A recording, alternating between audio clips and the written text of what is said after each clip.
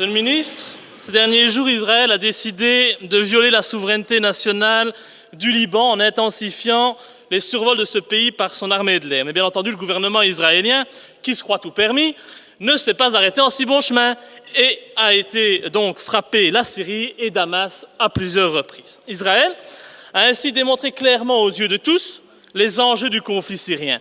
La Syrie subit depuis 2011 une tentative de déstabilisation. Il ne s'agit pas d'une guerre civile, mais bien d'une invasion étrangère. Et les djihadistes qui quittent notre pays pour mener la guerre soi-disant sainte en Syrie sont une preuve supplémentaire.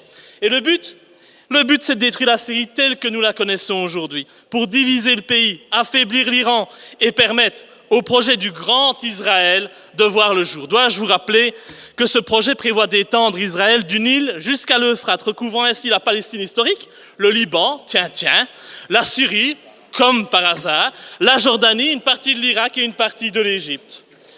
L'Égypte, bien ça alors, comme c'est bizarre, quand on connaît ce projet sioniste, on voit sous un autre œil les révolutions de ces dernières années dans les pays arabes.